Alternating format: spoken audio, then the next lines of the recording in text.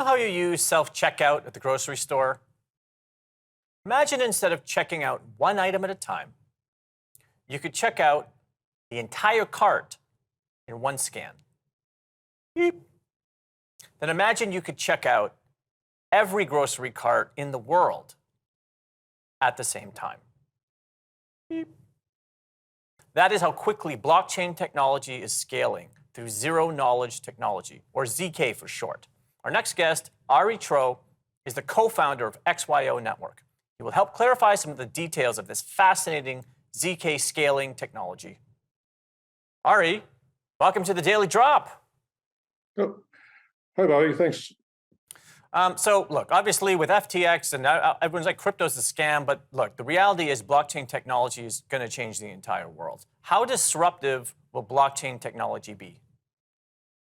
I think blockchain technology will be extraordinarily disruptive. And again, I like the differentiation you make there with blockchain versus crypto, because people have even heard the statement of, I don't want to use the C word anymore because everyone thinks of the FTX and the risks there. But blockchain technology as a core concept, and to me, actually more specifically, self-sovereign cryptographic technologies like ZK snarks or snarks in general, or zero-knowledge proofs, or even hashing or IPFS and those sorts of self-sovereign data concepts is really the way of the future for blockchain. And why does blockchain technology disrupt specifically the financial industry so significantly? Well, I think a lot of it's because it's self-sovereign. So it's something which you can do.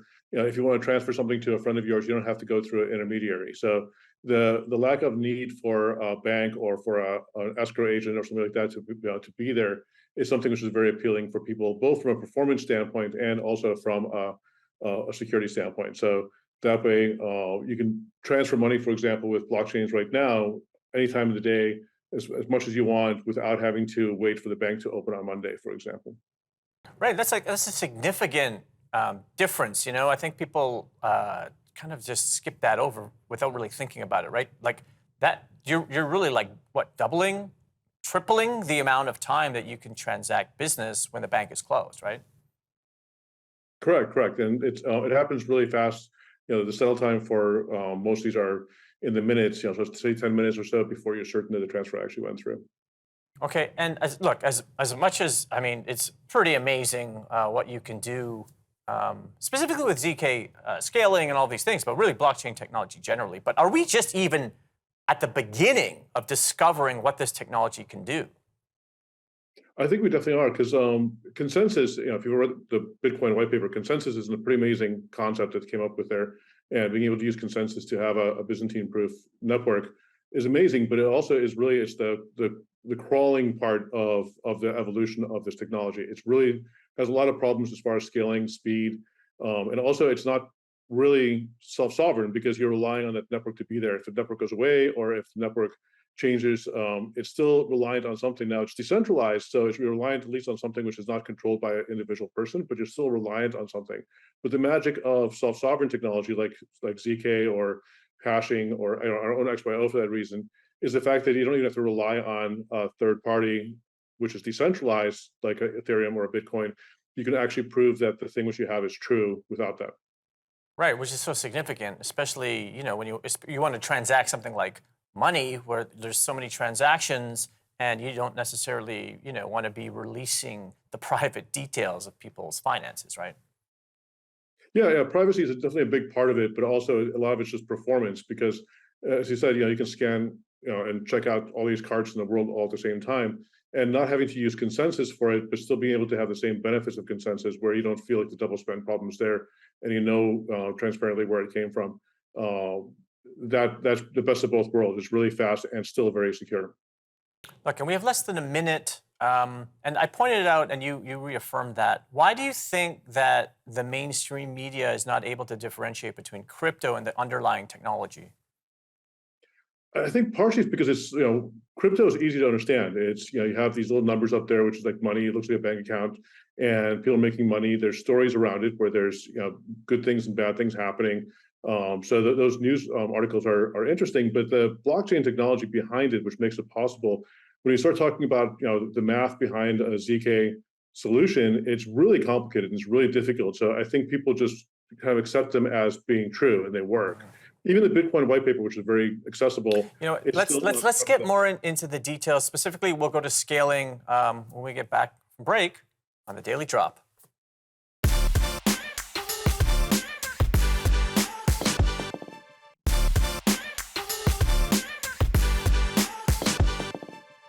Welcome back. So the Daily Drop. Let's start a little more closer to the basement, just because I know there's probably people who want to follow along. And as we know, even the mainstream media cannot differentiate in most instances between crypto and blockchain technology. So let's go a bit slower. Let's talk about scaling. For anyone at home who doesn't know what scaling is, like essentially, it's about the community growing, right? So that you can have more and more people, using Ethereum or using like a different crypto or blockchain or what have you. But let's start about the details with scaling. Why is scaling so important? Well, scaling isn't just the number of people using it; it's also the throughput that it can have. So, for example, even if you have 1 million people using a bank, but the bank can only do 10 transactions a day, then whoever is going to pay the most for those 10 transactions is going to get those 10 transactions. So, scaling is a solution so that everybody who wants to can use it, makes the cost go down. And you've seen this in every industry where making the first car was expensive, but then the Model T came around and they made an assembly line for it, so it scaled that production, and the cost of those went down. Same thing's happening for blockchain and crypto right now, where scaling that throughput allows new and interesting things to happen on those technologies. Yeah, and look, it's obvious, that you really know your space. So you brought up some interesting points, right? Because you're right, scaling is not just about more people joining the network. It's about being able to facilitate their transactions, and the byproduct of that is that it's cheaper, right? So what other challenges are there when you're creating sort of like scaling solutions? Well, usually the trade-off for scaling is security. And so one of the ways that the Bitcoin consensus model works is that everybody on that node, or every node on that network, basically has the copy of the ledger. And so they all know what it is, they all know what the next hash is, and then they all have to get to agreement on what the next block is. So it's a lot of redundancy in there, and redundancy is extremely bad for performance, but it's also really good for security, because if everybody has the same answer, it's true. And so the more you scale, usually the more you lose in security. But if you can do things like a zero knowledge proof, where mathematically you can validate something, or even a hash. So for example, if I have a document and I hash it and I put it on IPFS or on XYO for that reason, that hash is something which I can go and validate independently without having to go and ask 1,000 different nodes if they all agree that this hash is correct. I can just say it's correct because I can run it through the same mathematical proof that I did for the other things. And so that's the scaling aspect of how it's going now. Look, and then we get into advanced mathematics and all the different things. And I'm sure it's not so easy for everyone to follow along that way. But let's think about speed of it specifically. Okay, so how much faster can we get technologically from where we are? Obviously, the answer is infinity. But realistically, from where we're at in the blockchain, how much room is there to grow in terms of scaling? Well, a comparison I did a while ago was I compared how traditional Ethereum before the merge, how fast it was compared to AWS, for example, as a service there. And it was somewhere between 7 and 8 orders of magnitude slower or less efficient. And that's a lot. That's 1,000,000 times slower or more. And so the merge now has made Ethereum 100 times faster. It's in theory, we've gained at least 1 or 2 orders of magnitude of performance on there, but that only takes us down to like 5 orders of magnitude slower than AWS. So in theory, the maximum performance we can get from anything is going to be whatever that underlying hardware is. So it's going to be AWS or your computer, and as that gets faster, it gets faster, of course. So I think a lot of the zero knowledge proof solutions and hashing and the self-sovereign concepts, instead of starting off with consensus or something slow and seeing how you can make it faster, it starts off with the base, normal AWS or computer speed, and then just layers on some additional security onto it. So it becomes, rather than 1 order of magnitude faster than the consensus, which is already at 5 or 6, it becomes like one order of magnitude slower than AWS, which is way faster than current traditional blockchains. And we're going to go to break, but I mean, you said 1,000,000 times faster, right? It's like this, like I think some people, it's hard to wrap your head around numbers like that. 1,000 times faster, 1,000,000 times faster. When something, like picture a car, and this is just at home, a car goes twice as fast, that's really fast. If the car goes 1,000,000 times as fast, you're going to get a speeding ticket. We're here on the Daily Drop. We're going to break on the Daily Drop.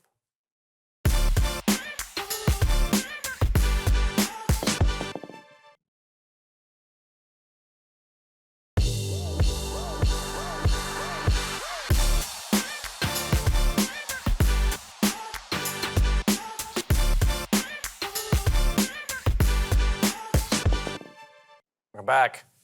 So the Daily Drop. Okay, let's get into zero knowledge technology, because we have the broad strokes, and I mean it's blowing people's minds. I mean, look, there's a lot of people who don't even quite understand crypto. They don't even really know what blockchain is, and then we start getting to 1,000 times the speed and scaling and all these things. But we're going to blow people's minds a little bit more. But we're going to try to explain it the easiest way we can. But tell me about zero knowledge technology. The idea of zero knowledge technology is that you have some data and you can come up with a conclusion for that data or answer. And you don't have to expose the data which you use to make the answer, but the answer is verifiable by looking at the data. So for example, if you had a box from Amazon, imagine being able to prove that the thing which you ordered is inside the box without opening up the box. And that's why it feels like magic, because it kind of is. And obviously, when you're talking about the financial industry, to have the sort of technological underpinnings, being able to analyze all of these boxes, and then you're essentially trading boxes all around the world. I mean, it's not hard to see how that applies to the finance industry. Yeah, it's definitely extremely efficient, and even potentially problematically efficient, because if you make a mistake, you can make that mistake a lot faster as well. So speed sometimes isn't the perfect solution for everything. When you buy a house, you don't just write a check on the day that you see it and move on. You go through a bunch of different processes because there's some security in slowing it down there intentionally. So it's not, that sort of speed is not perfect for everything, but it's definitely great to have it at your hands. Well, it's funny because you were talking about 1,000,000 times faster, but so I was reading about recursive scaling, and I'm hearing recursive scaling, and recursive meaning to recur, to do it over and over again. It can essentially batch an infinite number of transactions. How is that possible? Well, it's possible because of the pyramid shape of it. So say, for example, 10 people say something, and then each of them base the thing which they set off of 10 people, and each of them base the thing which they set off of 10 people, and so on and so forth. Before you know it, the bottom layer of that pyramid is going to be very, very wide. And so the limiting factor for performance for a situation like that is not the number of people who are in the pyramid there to get the hash at the top or to get the proof at the top. It's the speed at which you can actually transfer that data or calculate the data for each one of them. So in a case of a zero knowledge proof that's recursing, the cost of actually calculating the proof for each one of those boxes really becomes the limiting factor. So it's not going to be infinitely fast, but it's not being limited by scale. So it's a constant size there, and it's not a geometric or a logarithmic performance graph. So what are the implications of recursive ZK technology if you can essentially batch and replicate an infinite, or as close to infinite, I mean way faster than anybody can really conceive, that number of transactions? That's how much faster everything can get. Yeah, it's definitely the applying security to it is that much faster. You're still going to have to go and read all that data, pull the data in, and act on that data and do things with it. So all it's really saying is that I can prove that a substantially large block of data, which is all these different blocks of zero knowledge proofs that's in there, they're all true. But for you to actually go and act on those, if I want to get the balance of all these people, I still have to go and calculate what the balance is. But the hard part is the proof of the security there, and that's what shared ledgers provides for you. But shared ledgers do it very, very slowly. So all you're really doing is you're improving the performance of the security layer of that system, not the entire system at large. Right. The security concerns are tremendous, right? Because if you have this technology that is going to give us unprecedented speed and volume, that also means unprecedented crime, hacks, cons, right? Yeah, I have a theory that anything that's invented, if it can't be used for evil, it's not worth inventing, because that means it's really good, right? Pretty much everything that we've seen in history, one of the first uses for it is, given our human nature, is that's going to be a bad use for it. So it's a very sharp object. These sorts of technologies are very sharp objects, and they can be used for good things and for bad things. And so we have to be prepared for the fact that they can be used for bad things, right? Like nuclear fission, for example, can be used. We made atomic bombs before we made nuclear power plants. It doesn't mean nuclear fission is evil in itself. It's the humans who are doing things with it that are the problem. Arie, you are so high level. I appreciate you. We're going to get more into ZK technology when we come back from the break on the Daily Drop.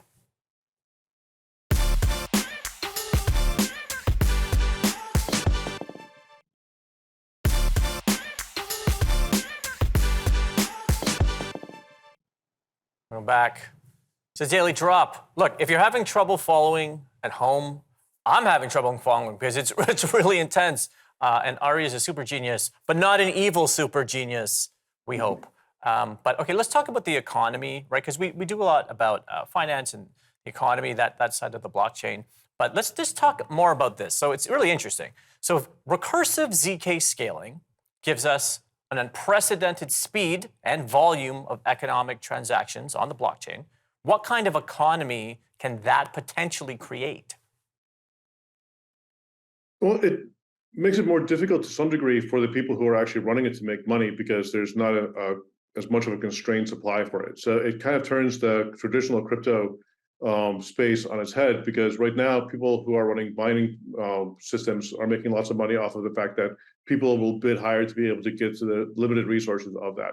When this becomes this performant, it becomes much easier and much less expensive to make these answers on there. So making money off the system becomes more difficult, but actually making more money off of the results and the things which you can do with it is much more interesting. So in a weird sort of way, it almost makes the operating system equivalent less valuable, but it makes the ability for us to make really cool apps on it that are more valuable.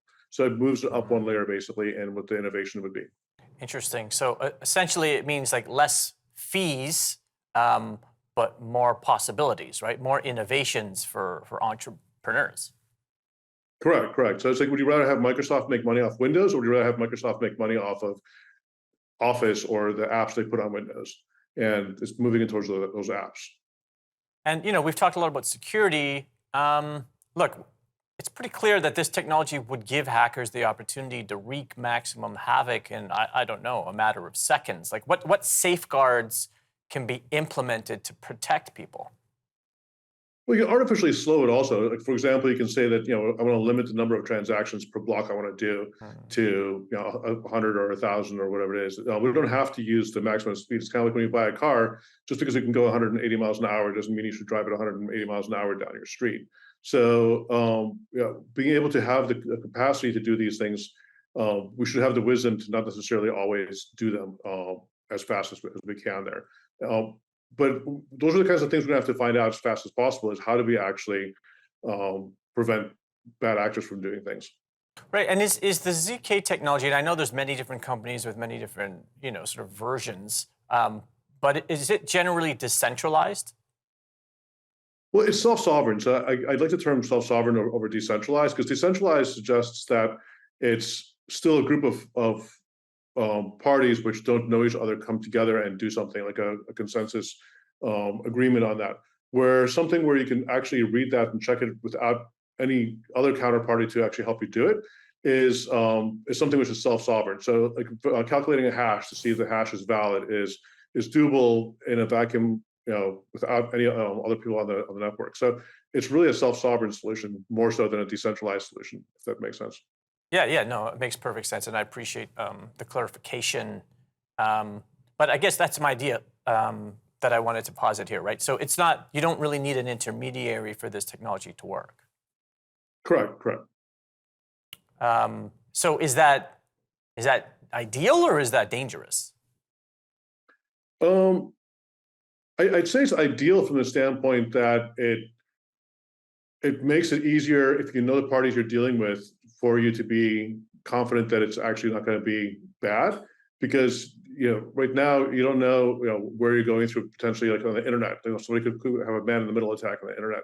You don't know who they are. So it does reduce the scope of potential bad actors that have attack vectors on your system. But if you do, like, social engineering is always going to be a thing. Most hackers don't hack people because of technology. They hack people because of social engineering.